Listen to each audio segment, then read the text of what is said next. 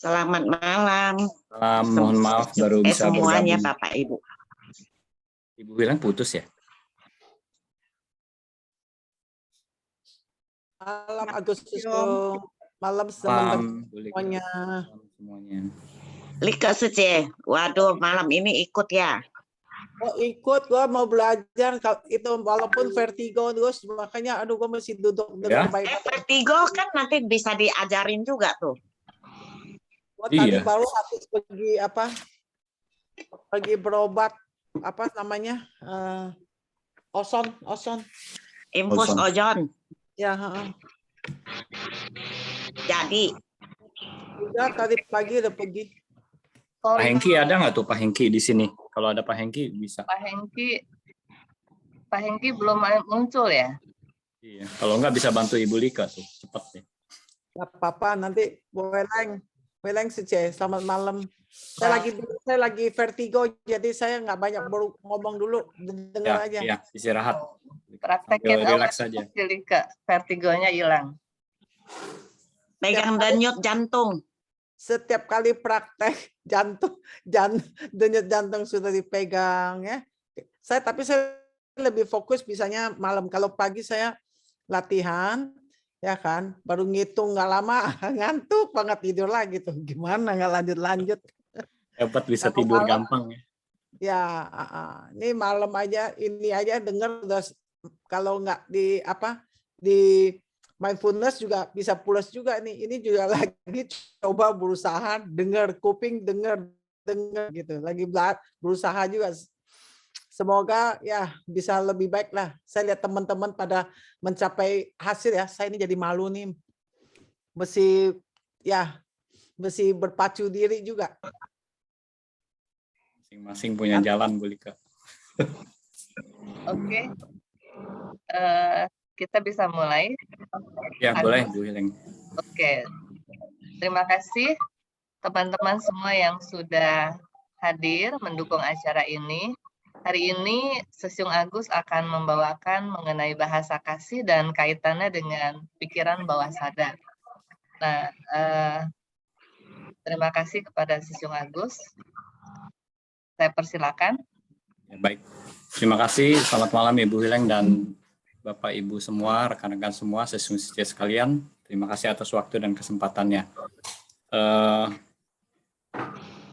Saya mungkin mulai dengan pada saat Ibu Hileng menghubungi saya untuk membahas idenya ya. Jadi Ibu Hileng punya ide yang sangat menarik buat saya. Gimana ya kalau kita bikin satu forum untuk diskusi mengenai mindfulness. Kebetulan saya seorang yang tertarik dengan yang namanya pikiran. Ya. Kebetulan sejak SMA saya berkenalan dengan ajaran mengenai pikiran ini di dalam ajaran Buddha ya. Yang saya bahas ini tentu ajaran Buddha yang universal. Jadi di dalam salah satu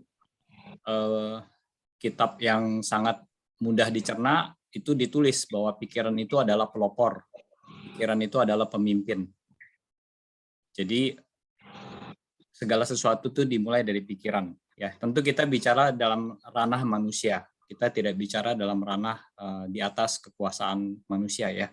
Jadi kalau kita sebagai manusia, kita punya kekayaan yang paling berharga yang namanya pikiran. Jadi sejak saat itu saya sangat tertarik. Jadi mengenai apapun terkait dengan pikiran saya coba terus kejar. Saya terus belajar.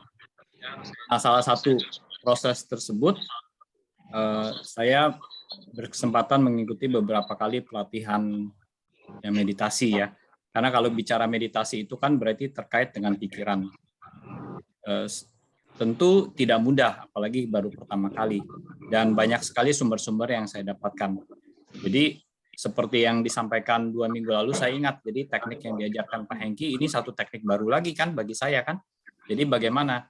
Berdasarkan pengalaman saya sebelumnya, saya menggunakan pesan dari beberapa guru sebelumnya.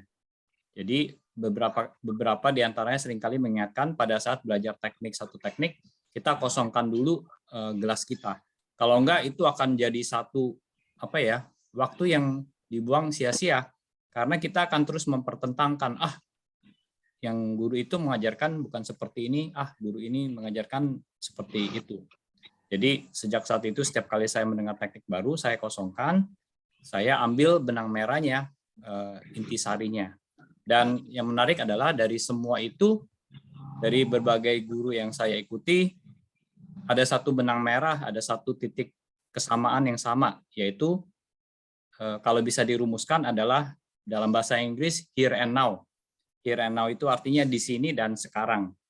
Jadi kalau bicara pikiran yang terpusat, yang memberikan manfaat itu adalah pikiran yang ada di sekarang dan ada di sini. Ya, pikiran sekarang di sini maksudnya ya sekarang pada saat Sesung Siche mendengar suara saya, mendengar satu kata per satu kata. Ya, Sesung Siche yang sedang duduk merasakan bahwa bagian tubuhnya menempel dengan bangku. Kemudian yang memegang handphone, ibu bapak Sesung Siche sadar bahwa sekarang sedang memegang handphone. Jari-jarinya merasa, berpegangan. Nah, disitulah benang merah yang saya dapatkan, kita ada di sini dan sekarang. Tadi kalau mendengar sharing Siche ASEAN, Ibu ASEAN, Ibu Wida, dan Pak Indra, semuanya juga punya satu kesamaan. Begitu beliau-beliau itu hadir, pada saat itu di sana, di sini dan sekarang, disitulah energi kita memuncak. Ya, jadi kalau naik tangga pun merasa tidak capek. Kemudian kalau kita melihat apa yang disampaikan Pak Hengki minggu lalu, sebenarnya kita diajak untuk kembali ke di sini dan sekarang. Ya, jadi kalau ada tiba-tiba saya teringat satu istilah yang disampaikan oleh almarhum Biku Thich Nhat Hanh ya. Jadi beliau salah satu pengajar mindfulness terkemuka di dunia. Ya, berbasis di Perancis ya, meskipun beliau dulu dari Vietnam. Nah, yang menarik adalah begitu kita ada di sini dan sekarang, disitulah energi kita bertambah tinggi, bertambah besar, ketenangan kita dapat. Nah, Ibu Bapak sekalian, sebelum kita mulai, saya ingin mengajak Bapak Ibu sekalian, teman-teman, Sesung Siche sekalian, yuk kita praktek ya mindfulness melalui telinga. Ya, ini beberapa teknik yang saya ingat, saya juga ingin ajak Bapak Ibu merasakan. Kalau yang mau buka kamera silakan, kalau yang tidak mau buka kamera juga tidak apa-apa. Ya. Tapi kita praktekkan ya. Tangannya kalau bisa tempelkan di depan, ya, tempelkan di depan. Jadi nanti saya akan mainkan ini, ya. Ini singing bowl. Saya matikan dulu background saya. Tidak ya, biarin. Ini ada singing bowl kelihatan ya. Suaranya terdengar ya. Oke. Jadi kalau yang nonton Formula One, ini singing bowl ya, tapi hari ini kita bukan untuk mengundang hujan, kita gunakan sarana ini untuk melatih kesadaran kita terhadap suara ya. Jadi yang nanti akan saya lakukan adalah saya akan mengetuk memukul singing bowl ini ya. Nanti pukulannya bisa berupa pukulan yang panjang seperti ini ya, bisa juga berupa pukulan yang pendek. Ya, suaranya bisa kecil dan suaranya bisa pendek. Kalau dia suara besar, kalau begitu saya pukul dengan kencang, suaranya tinggi dan besar, Bapak Ibu bisa renggangkan tangannya. Ya. Begitu suaranya semakin mengecil, kembalikan tangannya seperti ini. Ya. Jadi hanya tugas kesadaran kita adalah kalau kita mendengar suara dari singing bowl ini besar dan tinggi, tangannya kita bisa buka lebar. Kemudian begitu suara yang mengecil, biarkan dia ikut menempel. Ya. Yuk kita sama-sama lakukan ya. Bisa buka kamera, bisa tutup juga nggak apa-apa. Sekarang kita gunakan waktu yang sangat singkat ini untuk menenangkan diri kita fokus khusus ke suara yang muncul dari singing bowl ini.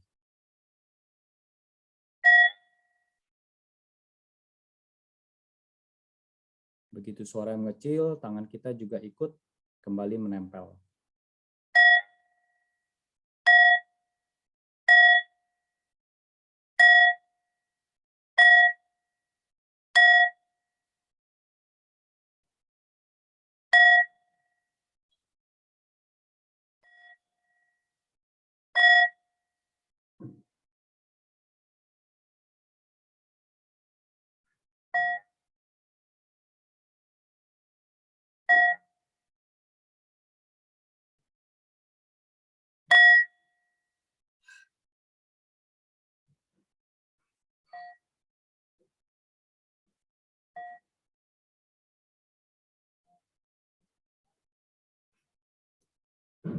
Baik, terima kasih Ibu Bapak sekalian.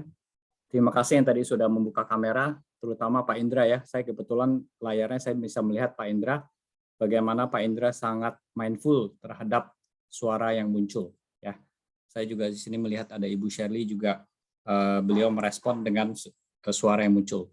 Pada saat Ibu Bapak melakukan seperti itu, tidak ada benar salah, tapi itulah kesadaran kita semua pada saat merespon suara tersebut. Ya. Dan kalau dari apa yang saya baca, yang saya dengar, yang saya alami, kalau kita terus-menerus menjaga kondisi pikiran kita dalam kondisi di sini dan sekarang, konon ya, bahkan ada yang melalui beberapa penelitian, melalui the power of now, itu kekuatan energi kita itu bisa membaik. Ya, kita bicara dalam hal ini berbicara mengenai kesehatan mental, kesehatan pikiran. Jadi tentu hal yang sangat baik. Baik. Yang kedua adalah saya ingin mengajak kita semua dalam 1 menit ke depan, kita hening sejenak, bisa tutup mata, bisa buka mata, kita fokus ke masing-masing ya, ke objek yang Bapak Ibu sukai. Ada yang fokus ke nafas, ada juga yang bisa menggunakan waktu 1 menit ini untuk mempraktekkan apa yang diajarkan oleh Pak Hengki minggu lalu ataupun 2 minggu lalu. Baik, kita mulai gunakan 1 menit ke depan. Saya akan mulai dengan memukul singing bowl ini.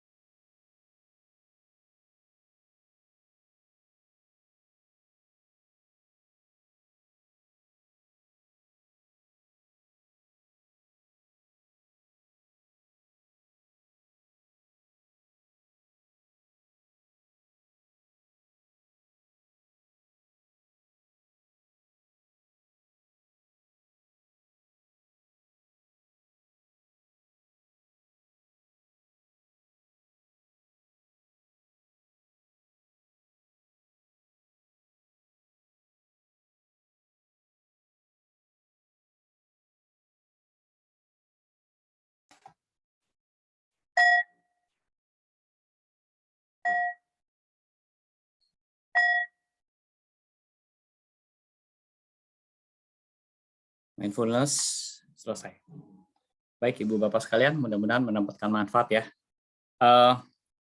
Kita bisa mulai. Sebenarnya tadi juga saya mulai itu juga untuk menenangkan diri saya.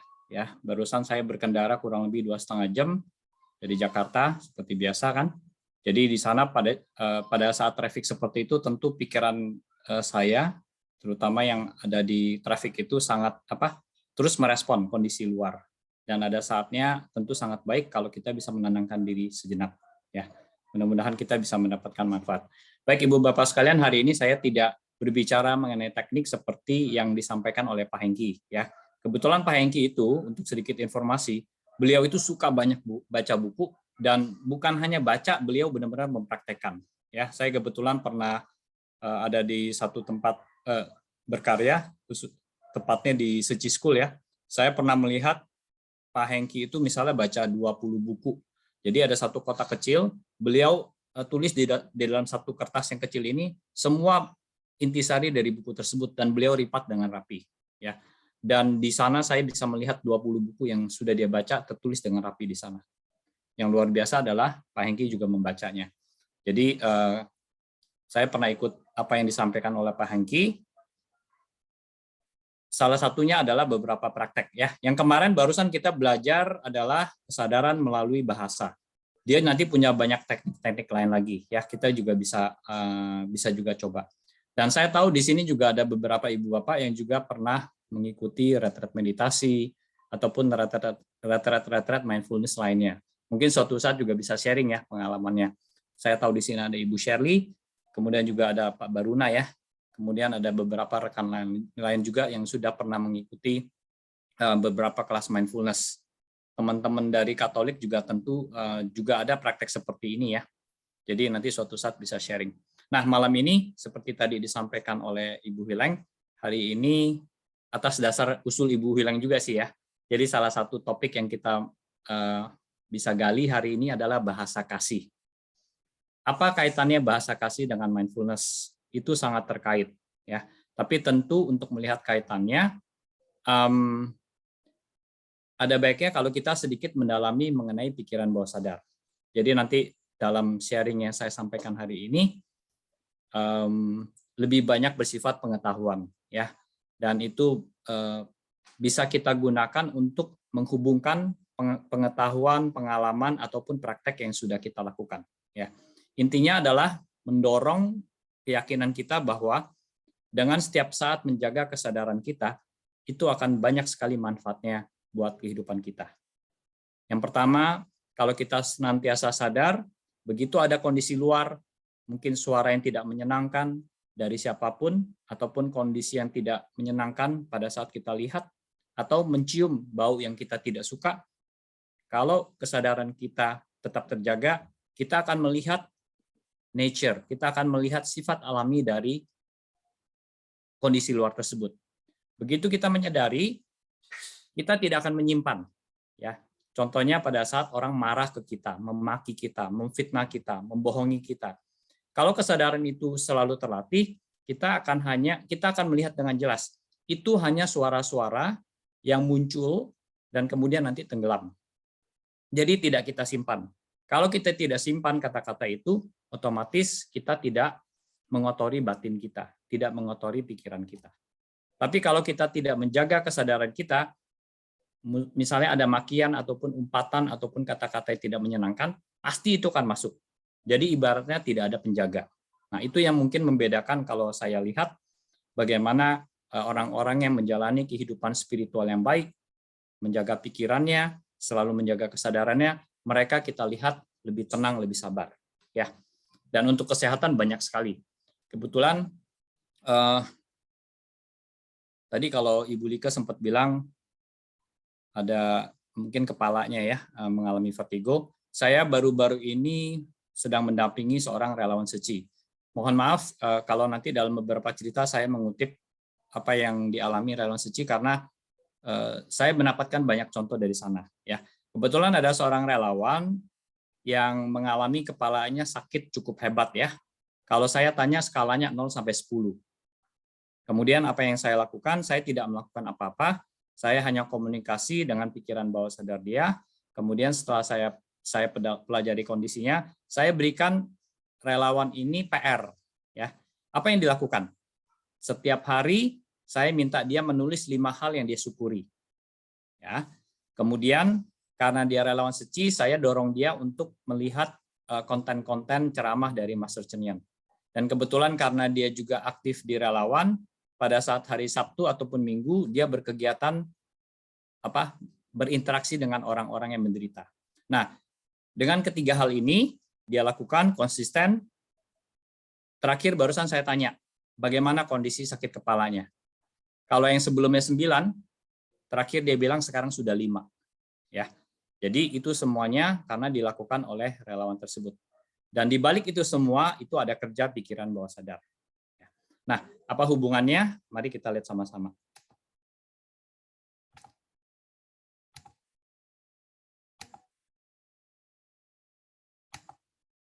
Oke. Saya memilih judul ini Bahasa Kasih Inner Child yang Sehat dan Bahagia. Sudah bisa terlihat ya PPT-nya Ibu Bapak sekalian ya? Sudah ada ya PPT-nya ya? Sudah. Oke, terima kasih. Ada, Siang ada. Oke, terima kasih. Jadi saya memilih ini Bahasa Kasih Inner Child yang Sehat dan Bahagia. Sebenarnya PPT ini saya gunakan kadang-kadang untuk edukasi orang tua terhadap bagaimana menghadapi anak-anaknya, ya. Tapi hari ini saya memilih kata inner child. Inner child itu apa? Inner child itu dalam bahasa Indonesia adalah anak kecil di dalam diri kita. Ya. Jadi Ibu Bapak sekalian, saya hari ini sharing berdasarkan apa yang saya pelajari, apa yang saya alami dalam beberapa praktek meditasi, juga pengetahuan saya, pengalaman saya sebagai seorang hipnoterapis yang mendalami pikiran bawah sadar. Jadi ini satu istilah psikologi yang sangat dikenal dan sering digunakan inner child. Mungkin di sini ada ibu bapak yang berlatar belakang psikologi, tentu bisa lebih memperkaya. Ya, saya sendiri bukan psikolog, tapi dari praktek saya sebagai hipnoterapis, saya mengenal istilah ini dan seringkali berkomunikasi dengan bagian diri ini, ya, terutama ke bagian diri orang-orang yang saya bantu. Jadi di dalam setiap diri kita itu ada namanya inner child. Inner child itu adalah bagian diri kita pada saat kita kecil. Dan ini bukan makhluk ya, ibu bapak sekalian ya. Ini adalah bisa disebut memori, bisa disebut ingatan. Ya. Ada yang juga menyebut kesadaran. Ya. Jadi kalau sekarang usia saya di sekitar 40-an. Oke. Jadi si Agus ini ada bagian inner child itu yang berusia si Agus 0 tahun, si Agus 1 tahun, si Agus 2 tahun, si Agus 3 tahun. Kurang lebih seperti itu, ibu bapak sekalian. Ya. Jadi banyak sekali inner child di sini. Ya, tergantung usianya. Dan biasanya kalau ada peristiwa yang sangat membekas, yang sangat membuat intensitas emosi sangat tinggi, inner child ini menjadi sangat juga menyimpan dengan kuat memori-memori tersebut. Ya, kalau inner child ini mengalami peristiwa yang menyenangkan dalam hidupnya, dia akan sangat terkenang dengan kejadian yang membahagiakan ini. Dan tidak jarang pada saat mengingat kembali, pada saat melihat sesuatu atau mendengar suatu suara ataupun membaca buku, kembali ke situasi tersebut, inner child ini akan muncul dalam bentuk emosi. Dia bisa tertawa, dia bisa merasa bahagia, dia bisa merasa terharu. Begitu pula kalau si inner child ini mengalami si manusia dewasa ini melihat satu peristiwa ataupun mendengar lagi satu cerita atau suara-suara yang pernah dialaminya pada saat kecil, si inner child itu mungkin bangkit lagi. Kalau yang didengar adalah sesuatu yang negatif yang membuat dia terluka pada saat usia tersebut, si inner child ini akan muncul. Dan pada saat muncul, dia akan mungkin mengeluarkan emosi-emosi yang negatif. Misalnya marah, dia kemudian nangis terseduh-seduh, dan sebagainya. Nah, saya memilih ini, artinya kaitannya untuk kita. Ya. Jadi kita ini memiliki banyak bagian-bagian inner child yang berupa memori, ingatan maupun kesadaran. Ya. Dan apa yang nanti kita pelajari ini sebenarnya sangat berguna. Ya. Artinya kalau saya gunakan biasa materi ini untuk orang tua menghadapi anaknya, sekarang saya ingin mengajak ibu bapak sekalian menggunakan ini kepada diri kita sendiri. Ya. Tapi khususnya kepada inner child kita yang mungkin di masa kecilnya itu menderita, mengalami masa-masa yang tidak menyenangkan. Ya. Lalu cara healingnya bagaimana? Ya. Jadi itu yang hari ini topik utamanya saya ingin share. Jadi sebagai background dulu, saya ingin mengajak beberapa apa sih yang menyebabkan masalah-masalah atau penderitaan dari orang-orang yang saya dampingi di ruang-ruang terapi. Ya. Biasanya mereka mengalami peristiwa-peristiwa di masa kecil. Ya. Biasanya ada kekerasan fisik ataupun verbal. Dan juga kadang banyak sekali yang ditanamkan pandangan yang salah dari orang tua, guru, maupun lingkungan pergaulan. Ya. Jadi ini menyebabkan penderitaan masalah manusia-manusia dewasa. Ya. Dan salah satu juga yang faktor dominan adalah mereka mengalami kurangnya cinta kasih. Saya sebutnya defisit cinta kasih, ya.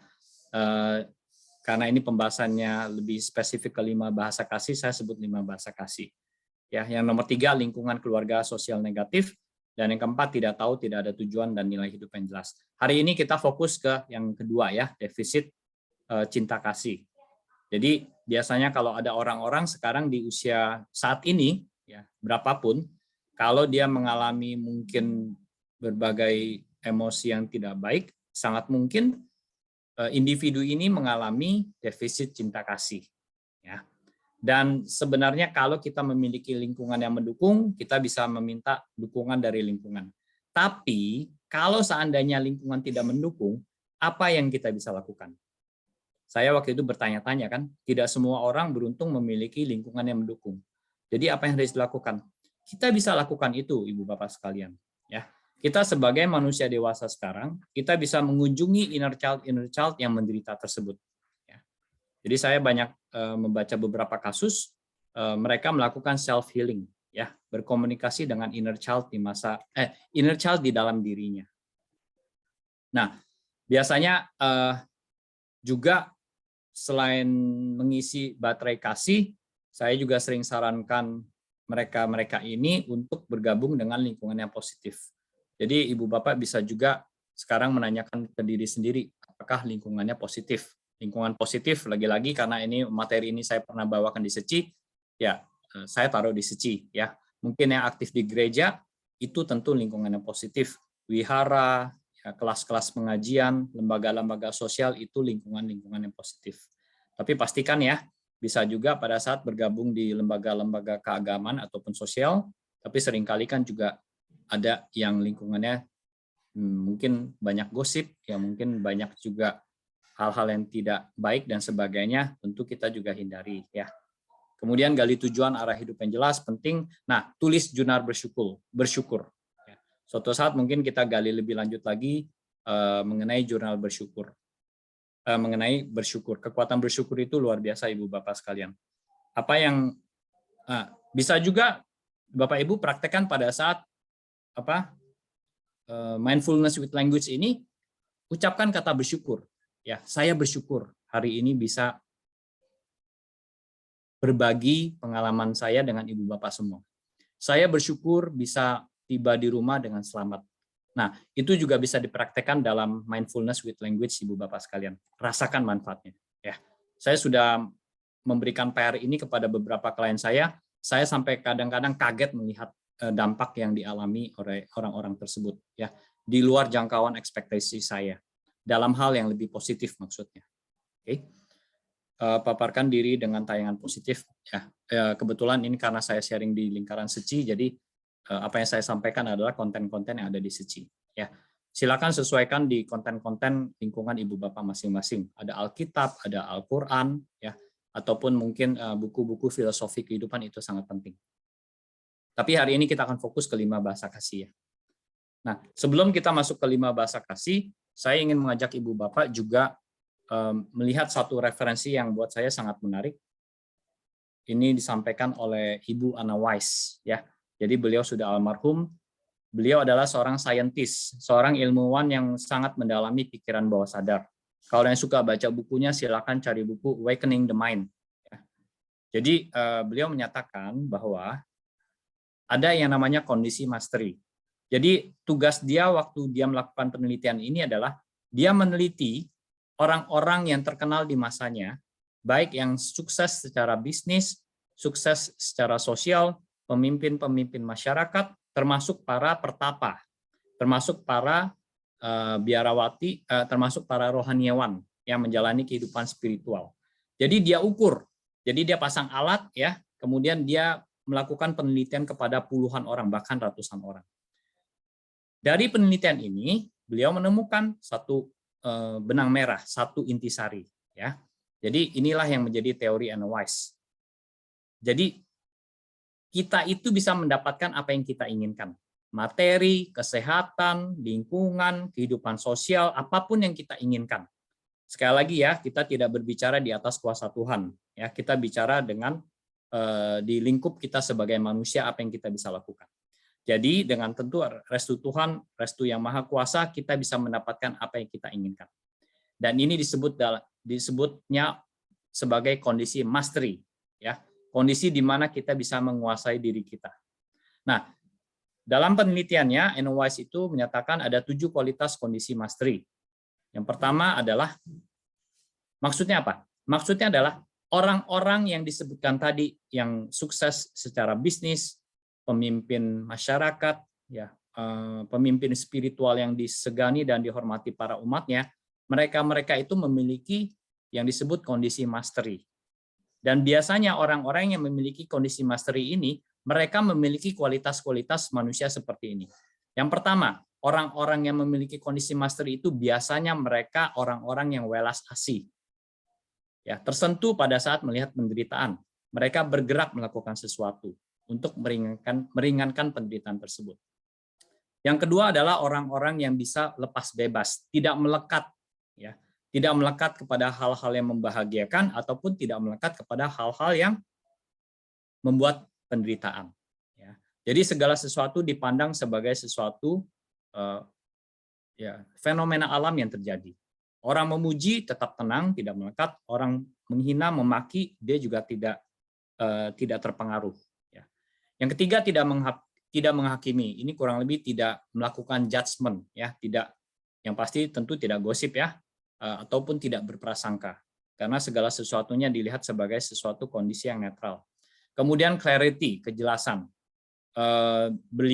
Orang-orang ini bisa melihat segala sesuatu dengan jelas intisari persoalan, ya. Jadi mereka tidak terjebak dalam kebimbangan. Kemudian ada yang namanya ketenangan batin. Ketenangan batin itu kurang lebih seperti tadi juga, ya, mirip-mirip, ya, sama lepas bebas, ya. Pada saat dipuji tetap tenang, pada saat dicela juga tetap tenang. Pada saat mendapat sesuatu, batinnya tetap tenang. Pada saat kehilangan sesuatu, batinnya tetap tenang. Ya. Kemudian pelayanan. Jadi mirip-mirip dengan nomor 1, ya. Jadi orang-orang yang memiliki kondisi mastery itu biasanya mereka suka melayani orang, membantu orang. Yang ketujuh adalah biasanya orang-orang ini memiliki cinta kasih yang tanpa batas. Jadi bukan hanya cinta kasih yang egois, ya, tapi cinta kasih universal. Bukan hanya mencintai kalangan keluarga ataupun kelompoknya, tetapi melampaui batas-batas perbedaan apapun. Nah, Ibu Bapak sekalian, kita bersyukur, ya, hari ini yang bergabung di sini tentu berusaha menjadi orang-orang yang memiliki kualitas-kualitas seperti ini. Dan saya banyak tahu kehidupan Bapak Ibu Sesiun Sece yang ada di sini. Saya punya banyak cerita bahwa yang bergabung di sini itu sebenarnya banyak memiliki kondisi ini. Jadi tidak heran kalau kualitas kehidupannya banyak sekali yang bagus di sini. Ya, jadi selamat. Nah, kembali ke bahasa kasih, Ibu Bapak sekalian. Jadi yang dibutuhkan anak, yang dibutuhkan inner child kita sebenarnya adalah rasa aman dan kasih sayang. Sekali lagi, pada saat kita bicara anak sini adalah inner child diri kita, ya. Artinya ada bagian diri anak di dalam diri kita. Paham, ya?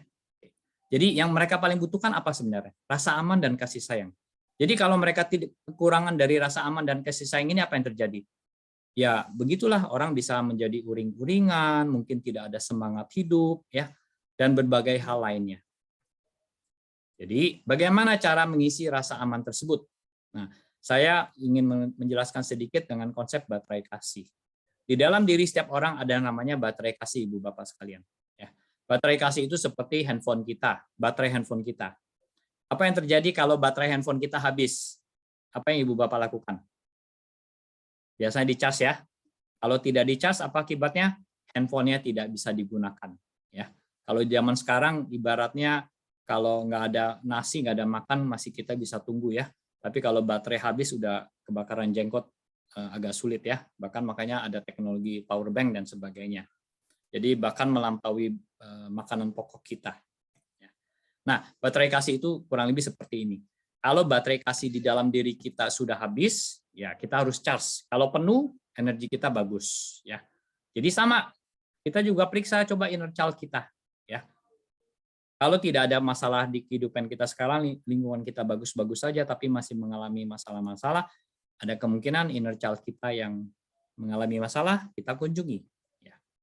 Nah, kalau baterai kasih kita kosong, dalam anak itu kejadiannya seperti ini. Ya, ada yang malas, suka menunda, gigit jari, sulit konsentrasi, sulit diarahkan, malu, rendah diri, perilaku agresif, dan sebagainya.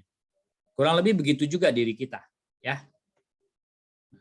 Dan kalau baterai kasih terisi penuh, saya sampaikan kepada orang tua, biasanya di kelas-kelas penting, itu anak-anak kita itu sumber energinya penuh, mereka sangat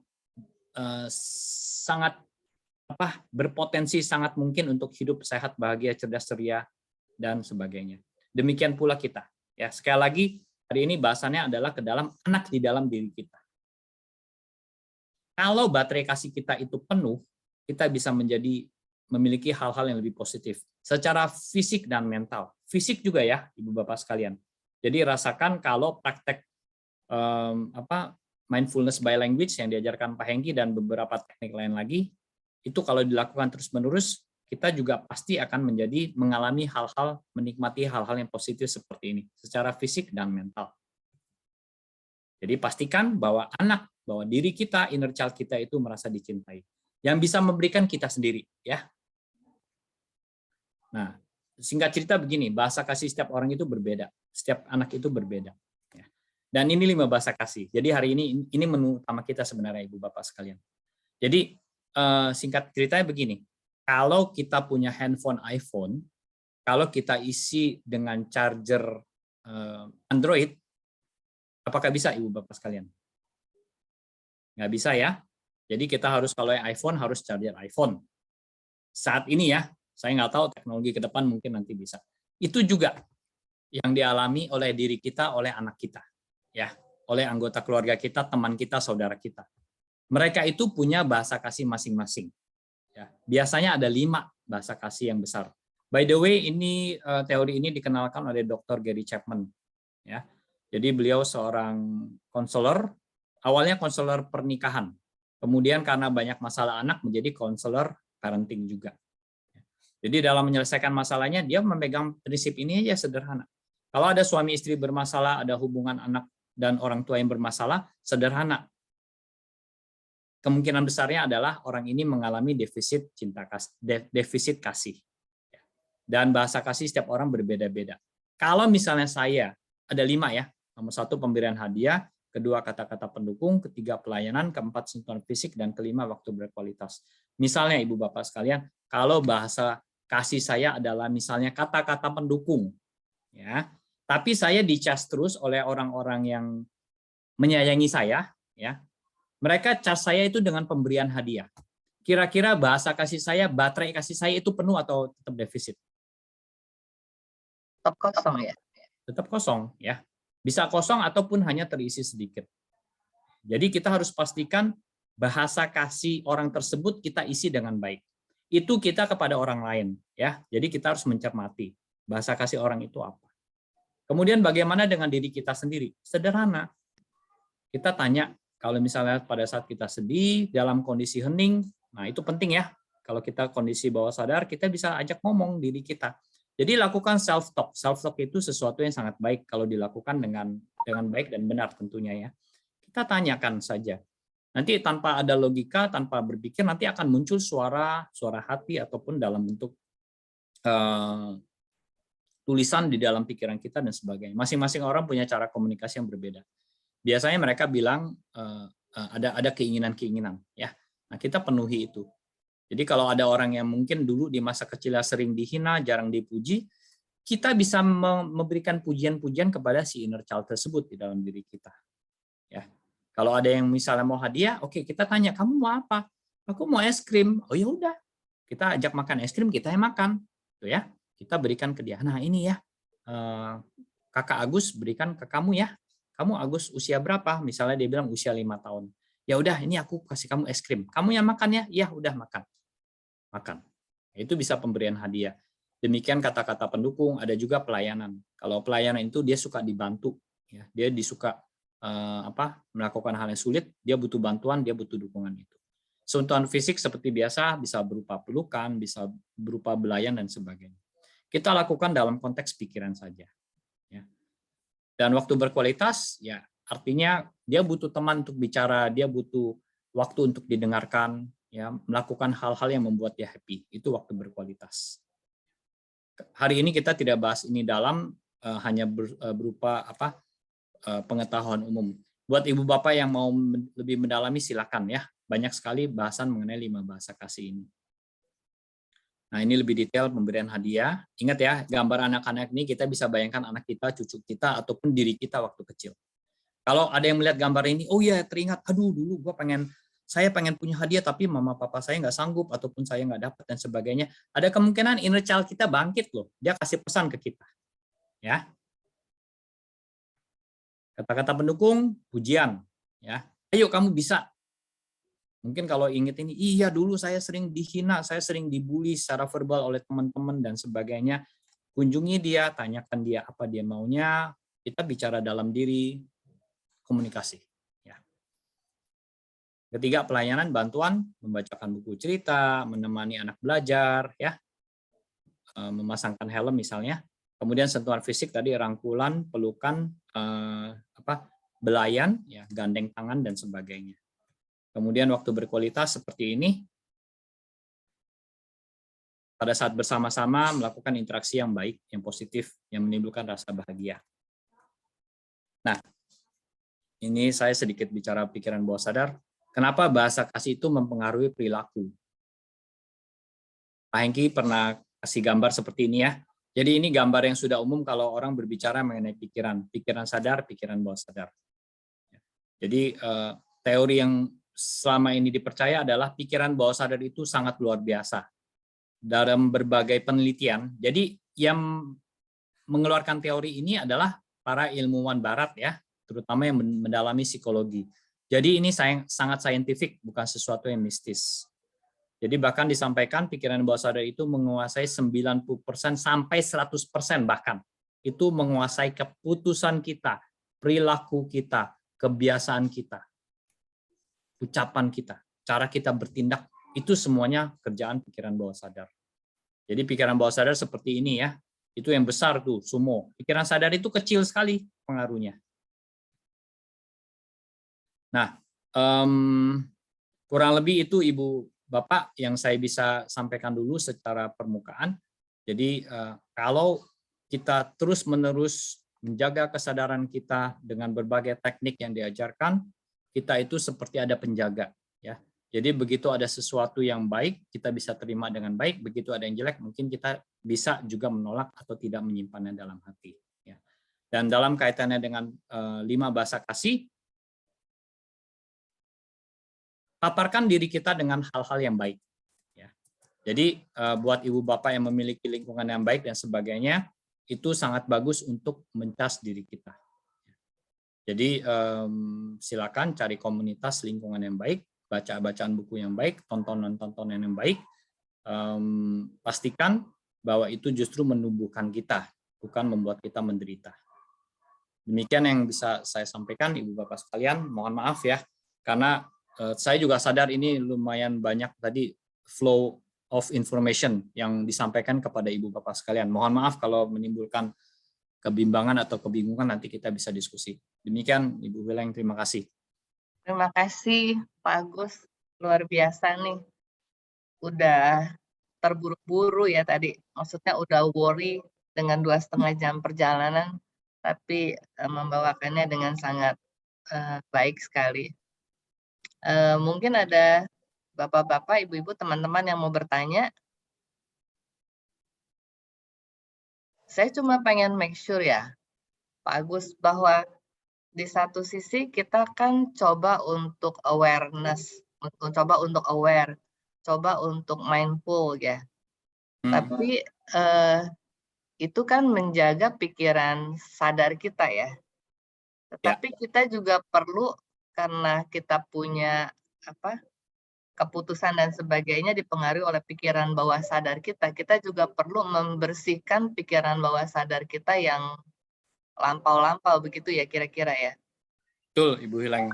Jadi karena pada saat kita kecil, dari bayi sampai besar, mungkin kan kita tidak memiliki pengetahuan atau pengalaman bagaimana menjaga kesadaran kan. Jadi apa yang kita alami, apa yang kita dengar, apa yang kita lihat, apa yang kita rasakan, itu mungkin kita rekam dengan sangat kuat. Ya. Jadi kalau kita tidak memiliki keterampilan ataupun pengetahuan bagaimana mengatasinya, tentu itu akan menjadi sesuatu yang membekas. Kalau itu hal yang negatif, tentu akan membawa dampak negatif. Begitu pula kalau itu positif, dia akan menjadi kekuatan yang positif buat kita. Ya, jadi membersihkan, ya kalau bisa membersihkan pikiran bawah sadar kita supaya kita jadi sehat dan menjaga kesadaran kita supaya tidak menumpuk lagi menjadi sesuatu yang negatif lagi ya. Setuju. Kalau dalam usia-usia kita, berarti kalau belajar mindfulness saat ini minimal kita menghindari lagi tanda petik sampah-sampah batin kita kan. Dan kalau kita dilakukan terus-menerus, suatu saat mungkin saya akan sharing ya, itu dia mampu mengikis sampah-sampah yang sudah tertimbun. Jadi menarik, sangat menarik. Intinya kita tidak perlu sampai dalam tahu terlalu banyak. Kita lakukan saja setiap hari latihan mindfulness dengan berbagai teknik yang cocok ya. Tadi Pak Hengki udah nongol ya, udah muncul ya. Tadi sebelum Pak Hengki muncul ada tiga teman kita sharing tuh bagaimana kalau naik tangga dengan melakukan praktek mindfulness by language, energinya bertambah. Kalau dulu saya tidak bisa menjelaskan, sekarang saya bisa menjelaskan. Sederhana, kalau kondisi kita berada dalam titik yang sangat tenang, energi itu dia akan muncul. Ya, seperti juga halnya imun tubuh kita. Itu baru tenang ya. Kalau kita tambah booster dengan membayangkan peristiwa yang membahagiakan, kemudian kita naikkan intensitas emosinya, itu luar biasa juga. Ya. Demikian Ibu Wilang, terima kasih ya Ibu Wilang sudah membantu menyimpulkan. Jadi kalau setiap saat kalau kita melatih ketenangan, melatih mindfulness, itu sebenarnya bisa membantu mengikis sampah-sampah batin di dalam diri kita. Kalau kadang-kadang itu luapan emosinya naik dan kita tidak bisa mengendalikannya, kita tentu butuh cari orang yang bisa membantu kita secara profesional. Ya, diskusi, tanya, dan sebagainya. Tapi kalau bisa, kita bisa komunikasi self-talk di dalam diri. Ya, lakukan itu. Pak Hengki banyak sekali tuh teknik-teknik seperti itu. Pak Hengki ada yang mau ditambahkan? Iya, mohon maaf karena baru bergabung tadi udah di jam 7.15 dan kayaknya warnanya juga kurang bagus.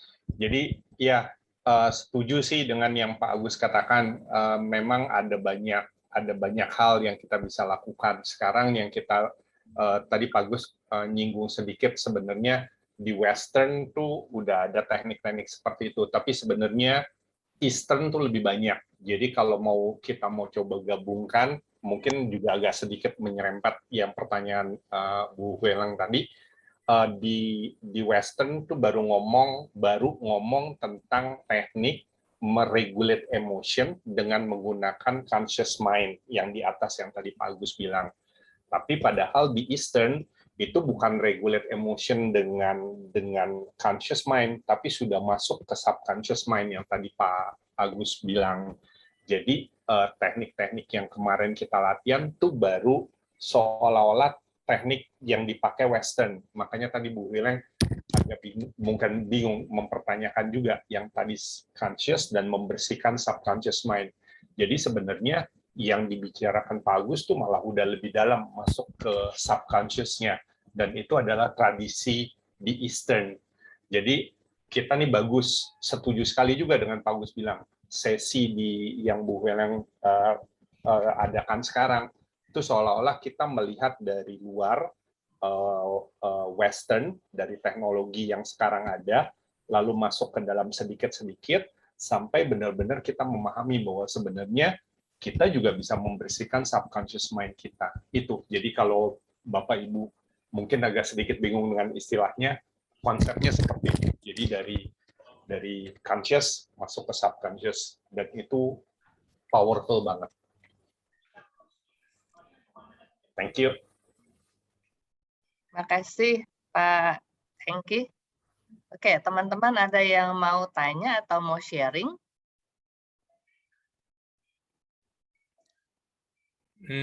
Saya boleh ini ya. Ya, silakan Pak Indra. Saya pernah mendengar tentang bahasa kasih ini ya, timbang bahasa kasih itu. Jadi kalau di sana diajarkan bahwa bahasa kasih adalah segala sesuatu yang kita lakukan itu yang berdampak positif lah bagi orang di lingkungan kita ataupun juga bagi setiap orang yang berhubungan dengan kita. Dia menjelaskannya seperti ini. Kalau tadi Pak Agus menjelaskan bahwa kita perlu men-charge kita punya bahasa kasih itu dengan supaya kita terus terisi gitu ya. Artinya melakukan sesuatu yang positif. Kalau dia terus mengisi begitu sehingga kita katanya mempunyai suatu neraca, Pak, neraca kasih. Ya kan? Kalau kita makin banyak kita berbuat kasih, maka neraca kita itu di sisi asetnya kita akan makin banyak kita punya. Ya kan? Tetapi kalau kita sebaliknya ya memberikan dampak negatif bagi dia, maka liabilities kita akan makin tinggi. Itu berarti kita ini. Nah, disinilah letak yang diminta kita untuk seperti Pak Agus katakan bahwa kita harus men-charge terus bahasa kasih kita supaya kita punya neraca itu makin positif, meningkat itunya. Di mana mungkin dengan kita bisa meningkatkan itu, nanti mindfulness kita pun juga secara otomatis akan bertumbuh gitu. Mungkin itu ya, bagus ya korelasinya gitu ya. Setuju sekali Pak Indra. Makanya saya suka sesi-sesi seperti ini. Kenapa? Karena saya selalu bisa melihat perspektif yang baru ya. Hari ini Pak Indra memberikan perspektif dari sisi pembukuan, akunting ya. Jadi neraca kita bisa melihat ada aset, ada liabilities. Tadi begitu Pak Indra bicara itu, saya langsung terpikir, kalau kita sedang mempraktekkan mindfulness, apakah itu salah satu bentuk bahasa kasih? Kemudian saya bertanya-tanya, oh ya bisa juga ya. Jadi pada saat kita melakukan mindfulness, sebenarnya kita sedang memberikan ketenangan kepada seluruh inner child kita. Dan itu kan sebenarnya, apakah kita bisa sebut waktu yang berkualitas? Iya, bisa juga kan kita bisa golongkan sebagai waktu yang berkualitas. Berarti kita memberikan pesan kepada inner child yang mungkin bermasalah, saya ada di sini, saya mendampingi kamu. Ya, bisa juga kalau dipraktekkan ditambahkan dengan mindfulness dari Pak Hengki by language, kita bisa sampaikan pada saat saya merasa tenang ini saya pancarkan dengan kata-kata ya, baik diucapkan secara eksplisit ataupun dalam hati, saya pancarkan semua kasih sayang saya yang tanpa batas kepada seluruh bagian diri saya, kepada seluruh inner child saya. Dengan demikian dia akan menjadi secara neraca dia akan menjadi aset ya. Kita kredit terus ya, jadi aset kita terus bertambah. Terima kasih Pak Indra, hari ini punya perspektif, jadi nanti suatu saat saya bahas, saya bisa pakai analogi ini. Jadi neraca, aset, dan liabilities. Pak Indra orang accounting ya, temennya Ibu Hileng ya? Saya anak buah Hileng. Oh, pantes bahasanya udah aset, liabilities, neraca. Saya dididik sama Hileng. Terima kasih Pak Indra, senang bisa berkenalan. Yo, terima kasih Pak Agus. Terima kasih Pak Indra. Oke, ada lagi yang mau sharing? Shirley, Ibu Lisna, atau siapapun, silakan. Jadi Ibu Shelly pasti punya banyak pengalaman. Agus Susyong, saya mau nanya dong Liket nih. Ya, Bu Lika. Ma Hengki Susyong ya. Ini kalau seseorang, contohnya Agus Susyong tadi lagi presentasi, oke? Ya. Menjabarkan kepada kita. Pasti dia juga lagi mindfulness dong, benar nggak? Termasuk nggak tuh? Betul. Pada saat saya sedang satu kata per kata saya sadari. Tapi ada di detik-detik tertentu saya tidak mindful. Meskipun kata-kata saya keluar. Itu ya. Iya, jadi sangat relatif Bu Lika jadinya. Selama saya menyadari setiap kata demi kata itu keluar, itu saya mindful. Kadang ada kalanya saya nggak sadar saya ngomong keluar kata-kata yang saya juga tidak sengaja. Kadang-kadang bisa keluar kata gua lu kan tadi kan kalau nggak salah ya. Nah, itu sebenarnya si bawah sadar saya yang kebiasaan merasa dekat kan. Kalau saya merasa dekat, gua elunya keluar nih. Jadi contohnya seperti itu. Jadi kalau bisa dibilang gua lu tuh keluar kan maksudnya karena memang ada mindfulness ya. Jadi karena saya sadari ini kita dekat. Ya dong. Betul. Kalau Betul. saya nggak mindfulness, wah ini saya bisa aja ngomongnya malah contohnya di dalam grup ini ada Susyung, ada Sicie, ada bapak dan ibu yang saya belum kenal, contohnya gitu. Ya.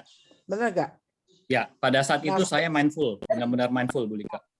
Saya lagi mau bayangkan, saya tuh dalam berapa minggu ini terus menerus dari pagi, kadang-kadang menyambung sesi 1 sampai pernah sesi sampai 5 sesi. Ya. Saya mempresentasikan tentang job desk. Okay. Job desk para pengurus, oke. Ya. Saya nggak ada capeknya. Saya semangat sampai jam 12 malam juga saya masih semangat gitu. Ya. Ya. Tapi pertanyaan saya 2 hari ini vertigo, apakah saya ini over mempresentasikan, saking saya fokusnya, kalau saya merasa saya kelelahan, kalau sekarang saya nangkapnya gini, karena mungkinkah saya waktu itu mindfulness, saya presentasikan, kalau enggak kan saya bisa salah mempresentasikan, oke? Ya, Saya ya. fokus sehingga saya nggak ada capeknya. Orang berasa ini si Lika kenapa nggak capek ya? Oke. Tapi satu sisi saya 2 hari ini, kemarin saya mulai, apakah karena saya terlalu fokus dan terus menerus ya, terlalu banyak mengeluarkan energi waktu saya presentasi, walaupun saya nggak capek, tapi fisik saya tuh kelelahan. Sedangkan satu sisi kalau dikatakan itu termasuk mindfulness, mestinya saya menjadi penuh energi dong, kan kira gitu. Betul. Mestinya badan saya nggak kelelahan, mestinya kan gitu. Betul. Nah, udah ya, Bu Lika ya. Ya. Jadi kalau saya meyakini pada saat dalam kita kondisi mindful, energi itu muncul. Itu yang menyebabkan Ibu Lika dari pagi sampai sore bisa fokus 5 meeting dengan penuh energi kan? Itu yang terjadi kan? Ya. Tapi begitu selesai mindfulnya itu selesai, ya harus diingat ya. Jadi saya lupa ada satu istilah gini loh. Pikiran sama badan kita itu berbeda. Kalau pikiran kita itu seperti digital, dia cepat naik turun kiri kanan. Ya kayak sekarang kita mau pikir kita di Amerika. Buat yang pernah ke Amerika, langsung dengan cepat pikiran kita ada di Amerika. Kalau saya nggak pernah ke Amerika, tapi kan saya pernah lihat fotonya. Pikiran saya dengan cepat juga saya sudah ada di Amerika. Ya. Tapi badan kita itu analog. Ya. Pikiran kita penuh energi, badan kita penuh energi. Tapi begitu Ibu Lika selesai, bagian diri yang lain kan yang mengendalikan. Nah, disitulah energinya sangat bisa dijelaskan ya. Pada saat itulah dia meminta istirahat. Sebenarnya saya pengen kita coba praktek ya Ibu Lika ya, berkomunikasi dengan bagian diri. Mau nggak? Ya. Boleh ya. Ibu Lika nggak usah pikir, Ibu Lika nggak usah menganalisa pertanyaan saya. Ya, sederhana aja. Ya, yang kami yakini, yang kita yakini adalah semua kondisi tubuh kita itu, kita lagi-lagi nggak bicara kuasa Tuhan ya, kita bicara teori di dalam psikologi. Itu ada yang menyebabkan, itu ada yang membuat. Jadi kalau kepala saya pusing, itu ada bagian diri yang membuat pusing. Kalau yang membuat tangan saya sakit, itu ada yang membuat tangan saya sakit. Saya bisa tanya ke bagian diri itu. Ya, saya kadang-kadang saya tanya ke dalam diri saya juga tanya ke klien saya. Saya ajak ngomong. Sekarang saya pengen coba kita latihan berbicara dengan pikiran bawah sadar Ibu Lika, khususnya ke bagian diri yang membuat Ibu Lika ini sekarang mengalami vertigo. Ya, jadi saya tanya Ibu Lika cukup jawab tanpa pikir ya Ibu Lika ya. Ya. Jadi saya tahu ada bagian diri yang membuat Ibu Lika saat ini menderita vertigo. Benar ada bagian diri ini di dalam Ibu Lika? Apakah benar? Benar. Benar. Oke, baik. Saya ingin berbicara dengan bagian diri yang membuat Ibu Lika mengalami vertigo. Apakah boleh saya bicara dengan bagian diri ini? Boleh. Boleh. Terima kasih ya bagian diri yang membuat Ibu Lika mengalami vertigo di saat ini. Supaya saya ngomongnya enak, saya panggil satu nama saja boleh? Boleh. Nama apa yang diberikan? Sebut satu nama. Jadi saya panggil nama ini panggilannya. Maaf. Apa aja? Apa aja? Iya. Ingat ya jangan dianalisa. Pikiran. Kenapa? Pikiran. Pikiran. Oke, baik. Pikiran. Jadi pikiran ini benar ya, adalah bagian diri yang membuat vertigo di Ibu Lika saat ini. Benar. Halo, pikiran? Jadi, sekali lagi ya saya bicara ya. Saya ingin bicara dengan bagian diri yang membuat Ibu Lika mengalami vertigo. Ada bagian diri ini? Ya. Ada ya? Saya mau bicara boleh dengan bagian diri ini? Boleh? Boleh. Boleh. Saya panggil bagian diri yang membuat Ibu Lika mengalami vertigo dengan panggilan pikiran, boleh? Boleh. Boleh. Baik. Pikiran, terima kasih sudah mau bicara dengan saya, pikiran.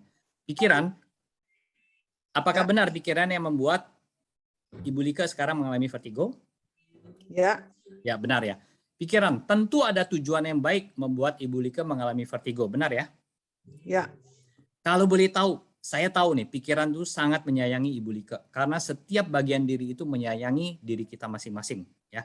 Pikiran, kalau boleh tahu, Apa tujuannya membuat Ibu Like sekarang mengalami vertigo? Tujuannya apa? Pasti ada tujuan kan? Boleh disampaikan kepada saya? Tidak tahu. Tidak tahu. Oke, baik. Kalau gitu saya ingin bertanya kepada bagian yang membuat Ibu Like mengalami vertigo. Ya, Sudah ada bagian diri ini? belum. Belum ya. Oke. Baik. Begini loh. Bagian diri yang membuat Ibu Like vertigo. Ya. Ada beberapa alasan yang kemungkinan vertigo itu muncul. Ya. Apakah mungkin karena Ibu Like ini 2 hari terakhir ini begitu sibuk ya, dari pagi sampai malam dia memaparkan materi dengan sangat intens. Ya. Jadi sampai kadang-kadang mungkin lupa istirahat. Atau mungkin bagian diri ini ingin membuat Ibu Like istirahat, jadi memunculkan vertigo. Saya tidak tahu alasannya apa. Jadi saya ingin bertanya kepada bagian diri sekali lagi yang membuat Ibu Like mengalami vertigo. Apa tujuannya membuat Ibu Like mengalami vertigo? Pasti ada tujuan baik ya, benar ya? Ya mungkin. Nah, Mungkin ya. Saya ingin mencari. Oke. Kira-kira penyebabnya apa? Ya mungkin kelelahan. Mungkin kelelahan. Kelelahan kenapa? Kelelahan karena saat fokus untuk presentasi kan mungkin juga saya harus memakan energi ya. Ya. Ya. Jadi vertigo itu Jadi muncul artinya, ya. Mungkin ya, ini mungkin saya lagi Ya. cari. Oke. Kalau vertigo ini hilang, untuk supaya vertigo ini hilang, kira-kira apa yang harus dilakukan Ibu Like? Pikiran, coba.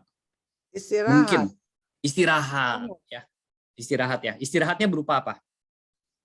Ya meditasi. Meditasi ya. Ya mindfulness. Apa mindfulness? Mindfulness. Selain itu ada lagi? Relaksasi. Relaksasi ya, macam-macam ya. Nanti Ya. sampaikan ke Ibu Like ya, pikiran ya. Oke, baik Ibu Bapak sekalian. Terima kasih pikiran sudah mau bicara dengan saya. Ibu Bapak sekalian, tadi barusan saya mempraktekkan berbicara dengan pikiran bawah sadar Ibu Like yang membuat Ibu Like vertigo. Ya. Saya mau cerita satu hal. Mudah-mudahan waktunya cukup ya. Saya cerita satu lagi ya. Jadi saya pernah mengalami melihat satu orang yang pundak belakangnya ini sakit. Sering terus-menerus sakit. Oke. Kemudian kita komunikasilah dengan pikiran bawah sadar yang membuat si ibu ini sakit. Jadi kita tadi persis seperti yang saya lakukan. Kita tanya. Saya tahu ada bagian diri yang membuat punggung ibu ini sakit. Benar? Benar katanya. Si ibu itu menjawab. Kalau boleh tahu apa tujuannya membuat ibu ini sakit? Bagian diri itu ngomong, ya. Begini loh Pak, si ibu ini kan dia jualan bakery. Ya. Dia kalau jualan bakery itu bisa sampai 100 sampai 200 pieces.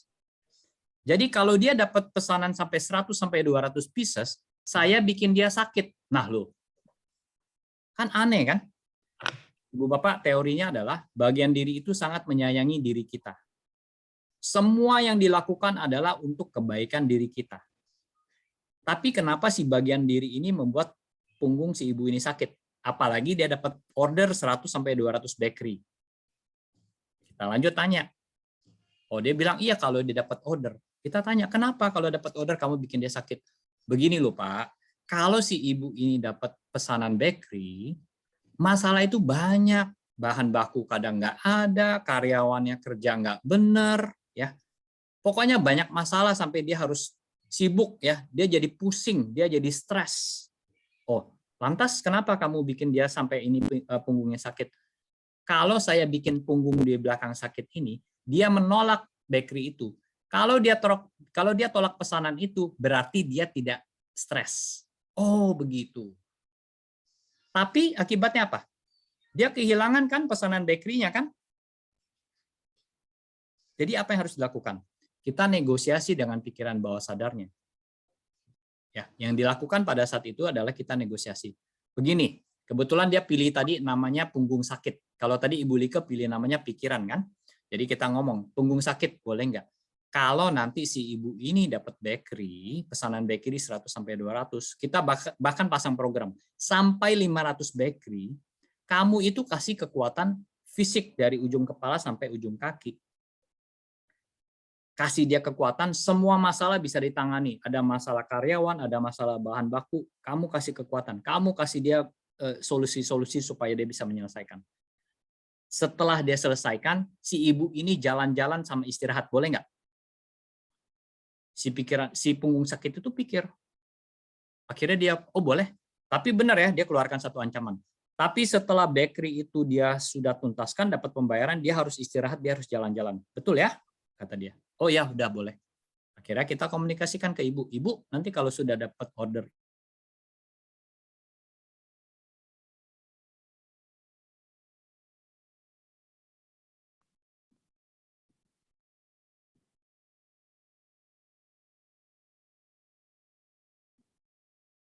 Signalnya lagi kurang bagus ya. Ya, sinyalnya kayaknya Iya. nggak terdengar, suaranya hilang. Saya juga hilang. Saya kira saya. Ini mesti tanya si sinyal nih, kenapa dia mengganggu?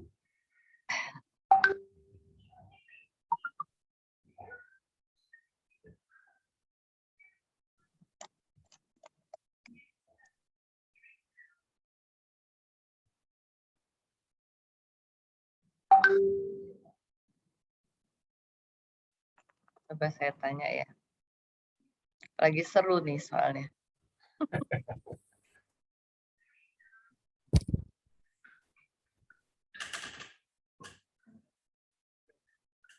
Mungkin saya boleh tanya lagi ya Bu Heleng, mumpung sambil nunggu Ya, Agustus. silakan.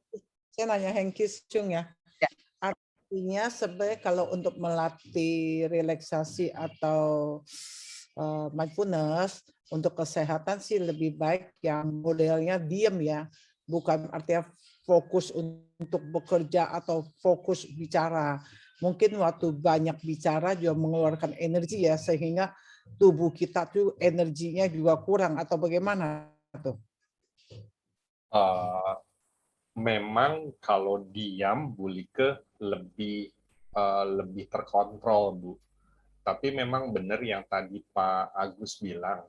Jadi sebenarnya tubuhnya nih, sebenarnya Bulike tubuhnya sedang butuh istirahat. Jadi waktu Bulike fokus, ya jadi hilang sakitnya. Karena Bulike fokus mindful banget gitu. Tapi waktu Bulike udah selesai, kan udah nggak lagi mindful tuh, baru deh kerasa. Kalau Bulike sekarang misalnya juga fokus lagi ke presentasinya Pak Agus dengan engage discussion lagi, Bulike juga akan lupa lagi sakitnya. Tapi nanti waktu istirahat lagi, nggak mindful lagi, pasti muncul lagi. Gitu. Tapi gini loh, exercise saya selama 2 minggu itu, saya walaupun udah presentasi nggak pernah berasa capek. Sungguh, saya semangat terus. Cuman 2 hari ini tiba-tiba saya kenapa merasa kalau jalan tuh sempoyongan kayak vertigo gitu. Jadi saya bertanya apakah saya ini mau ada serangan stroke atau apa, saya lagi bertanya terus nih apakah ya gitu sih. Iya. Coba kita dengerin Pak Agus yang cerita tadi tuh. Masih siapa tadi punggung sakit itu. Mungkin kita bisa dapat beberapa hal dari si punggung sakit. Silakan Pak Agus. Oke, sorry tadi baterai habis. Terima kasih. Nah, yang pertanyaan Bulike juga menyambung apa yang ingin saya sampaikan. Jadi tadi kan punggung sakit ya. Jadi dia sudah sampaikan dia membuat sakit karena kalau si ibu ini terima begitu banyak pesanan nanti stres. Daripada stres saya bikin dia sakit. Kalau dia sakit dia menolak order itu. Ya. Tapi kan kita kehilangan, si ibu ini kan kehilangan potensi pendapatan, benar ya? Jadi kita negosiasi sama punggung sakit, boleh nggak kamu kasih kekuatan, penuhi sampai order itu terpenuhi, ya. Terus nanti setelah itu ibu itu harus istirahat. Dalam detik setelah negosiasi itu selesai, punggung sakitnya hilang. Ya, tadi saya sudah sampaikan pikiran bawah sadar itu dia mempengaruhi keputusan kita, perilaku kita, dan bahkan fisik kita. sekali lagi ya, kita bicara di atas kuasa, kita nggak bicara kuasa Tuhan ya di sini ya, kita bicara scientific. Pak Hengki banyak baca buku, saya yakin teman-teman juga di sini ada banyak baca buku, terutama mengenai mind body medicine. Badan kita itu sakit karena salah satu sumbernya pikiran kita. Jadi kalau tadi begitu dengar Ibu Lika, sebenarnya saya pengen jawab ya, tapi saya pengen lebih langsung mendengar pikiran bawah sadar Ibu Lika. Tapi tadi karena pembekalan mengenai pikiran bawah sadar yang nggak cukup, jadi saya yakin di sana ada bagian diri yang analisa. Ya, jadi sebenarnya Bu Lika seperti disampaikan tadi, ini seperti kayak orang sakit, orang pemain bola ya, dia kakinya terkilir. Pada saat dia terkilir, dia masih bisa main dengan sangat hebat Bu Lika, sangat hebat. Tapi begitu selesai main bolanya selesai, kakinya luar biasa sakit. Ya, tadi Pak Hengki menjelaskan dengan sangat baik Ibu Lika. Jadi sebenarnya yang dialami Ibu Lika pada saat sharing seperti itu energinya full. Ya, tapi secara fisik dia sebenarnya butuh istirahat. Ya, tapi kalau kekhawatiran Ibu Lika apakah itu gejala, apakah stroke dan sebagainya, itu kita harus kembalikan ke ranah medis Ibu Lika. Ya. Tapi abis ini saya nanti akan kasih Ibu Lika, saya udah pernah kasih Ibu Lika audio relaksasi. Ya. Teman-teman Ibu Bapak kalau yang nanti berminat audio relaksasi, saya kirim di grup, ya itu dibuat oleh Pak Guru saya, Pak Adi Gunawan. Dia itu bikin benar-benar masuk ke semua organ tubuh kita, kelenjar-kelenjar, saraf, darah, tulang, kulit dan sebagainya. Jadi kalau itu diterima tanpa analisa, tanpa logika, dia sangat membantu, dia sangat healing. Kalau saya Ibu Lika secara simpel butuh istirahat. Karena Ibu Lika seperti orang main bola terkilir, tapi saking serunya, saking fokusnya main terus, ya begitu udah selesai dia baru berasa sakit. Itu kerja pikiran bawah sadar Ibu Lika. Terima kasih. Ya. Terima kasih, wah luar biasa nih hari ini. Terima kasih teman-teman, Sesiung Agus, Sesiung Hengki yang sudah sangat mendukung acara ini. Kayaknya sudah lewat hampir setengah jam ya. Ya, sorry. Nggak apa-apa, kita semuanya enjoy. Masih ada lagi yang mau tanya atau gimana? Atau ada yang mau punya usul?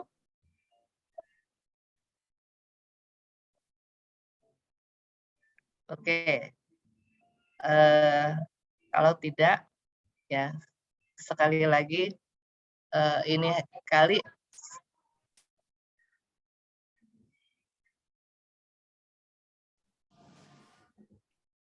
Gantian putusnya. Sekarang Bu Hui lah yang putus. Nyambung lagi. Muncul, silakan. Oke. Ya, terima kasih untuk mengingatkan kita untuk selalu mengisi baterai kasih kita ya. Jadi Pak Indra juga bilang supaya kita timbangan neraca kita lebih berat ke aset daripada ke liability. Juga mengingatkan kita untuk selalu mindfulness. Dan tadi juga dengan sharingnya Ibu Lika mengingatkan kita untuk selalu ingat untuk beristirahat. Jadi tidak terlalu tekor kita punya energi ya, seperti kayak pemain bola seperti itu gitu loh. Nah ini juga butuh satu kesadaran, satu awareness bahwa kita harus beristirahat sebelum terlalu lelah. Kira-kira gitu ya Pak Agus ya? Ya, setuju. Kita perlu keseimbangan. Ya, jadi untuk menjaga, menyayangi diri kita, menyayangi tubuh kita, saya pikir itu satu hal yang perlu kita jaga ya. Jadi jangan terlalu nafsu begitu bekerja sampai kita juga artinya ya itu tadi gitu, tanpa sadar dia mengotak-ngatik kita punya fisik ataupun bawah sadar kita. Nah, kalau tidak ada pertanyaan lagi, terima kasih kepada Sesiung Agus untuk presentasinya yang luar biasa. Dan minggu depan kita kembali lagi dengan Sesiung Hengki ya, Sesiung Hengki. Jurus berikutnya. Ya, jurus berikutnya. Oke, terima kasih semuanya. Selamat malam. Terima kasih Bu Terima Heleng. kasih. Terima kasih. Agus Susiong, jangan lupa kirimin tuh tadi apa tuh Iya, yang buat audio relax. relaksasi ya. Boleh Iya. sampai dengar kok, bagus sekali. Ya, Oke, terima kasih ya banyak semua. Terima kasih semuanya. semuanya. Terima kasih. Bagus. Malam. Bye. semuanya. Malam. Kangen semuanya. Malam Bu. Malam Semua. Malam.